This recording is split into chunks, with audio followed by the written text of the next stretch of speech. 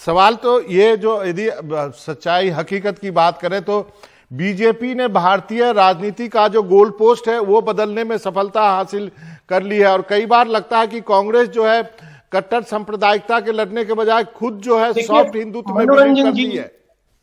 मनोरंजन जी, बहुत रिस्पेक्टफुली कह रहा हूं, 2017 के गुजरात की विधानसभा के चुनाव के वक्त जब हार्दिक, अल्पेश और जिग्नेश की जोड़ी सड़कों पर उतरी, तो इतने सालों में पहली बार ऐसा हुआ कि भाजपा एजेंडा सेट नहीं कर पाई, एजेंडा हम सेट किए थे।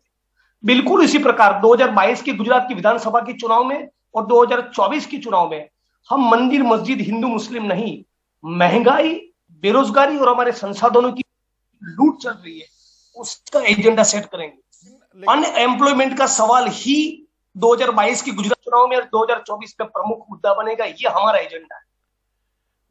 और मैं तो चाहता हूं, मैं तो मोदी जी से अपील करूंगा आपके माध्यम से कि हमको छोड़ दीजिए, हम जिनका नाम दे रहे हैं उनको छोड़ दीजिए। एबीवीपी, आरएसएस और भाजपा के अंदर जो बेरोजगार यूथ है, कम से कम उनको आप रोजगार दिए होते। कौन बात करेगा इस मुद्दे की बात हम करेंगे, और इसलिए आज जुड़ रहे हैं। आपने नाम लिया हार्दिक पटेल का, आप खुद थे आंदोलन में, अल्पेश थे, लेकिन अल्पेश बीजेपी में चले गए, आप अभी तक अब आप कांग्रेस का दामन थामने आए हैं। तो फिर जो हार्दिक पटेल का पाटीदार आंदोलन था और आपका जो दलित आंदोलन है, वो एक दूसरे को क्लैश करता है कहीं ना कहीं पे। हार्दिक में, हमारे में कनेक्ट है कि हम सारे लोग कॉन्स्टिट्यूशन में मानते हैं। Even if there are ideological differences, यदि वैचारिक मतभेद है, तब भी इस बात को लेकर क्लैरिटी कि हम तमाम लोग आइडिया ऑफ इंडिया में, डेमोक्रेसी में, लोकतंत्र में और संविधान में मानते हैं, और इसी मुद्दे को हम लोग आगे ले जाएंगे। सारे तमाम लोग जो आइडिया ऑफ इंडिया और कॉन्स्टिट्यूशन में मानते हैं, वो हमारे साथ आ जाए। हम साथ में मिलकर लड़ेंगे, साथ में मिलकर फासिस्ट फोर्सेस का मुकाबला। जिग्नेश, आपको क्या लगता है कि अब जो बीजेपी ने गुजरात में किया है, जो मुख्यमंत्री चेंज किया है, उसका असर देखने को मिलेगा बीजेपी में, या बीजेपी अभी भी नर्वस है गुजरात में? ग्राउंड जीरो से, ग्रासरूट से भाजपा को अपने सर्वे के जरिए यह मैसेज मिला कि माननीय विजय रूपाणी साहब ने कोरोना में जो मॉन्यूमेंटल मिसमैनेजमेंट किया था, एक प्रकार से कबाड़ा किया था, उसके चलते जनता इतनी नाराज थी कि भाजपा के खुद के सर्वे के मुताबिक 55-60 उनकी सीटें आ रही थी।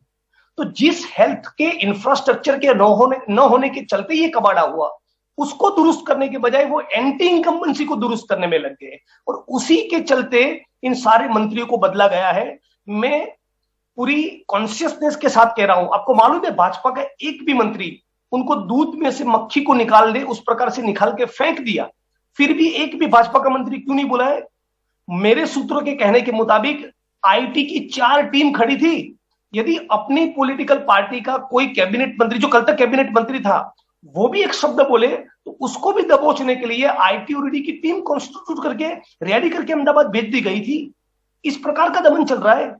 आज अदानी के एयरपोर्ट पे 3000 kilo, can you believe, 21,000 crore का ड्रग्स पाया जाता है। 15 लाख लोगों को ड्रग्स की चुंगाल में कैद करने का एक बहुत बड़ा साजिश चल रहा है। आखिर इस मुल्क के साथ आप ये क्या करना चाहते हैं?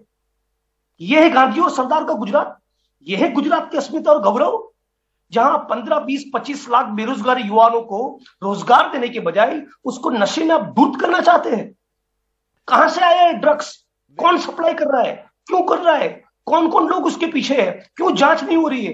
क्यों गुजरात के सीएम खामोश है? क्यों होम मिनिस्टर, होम सेक्रेटरी नहीं बोल रहे? क्यों मोदी जी इस मुद्दे पर खामोश है?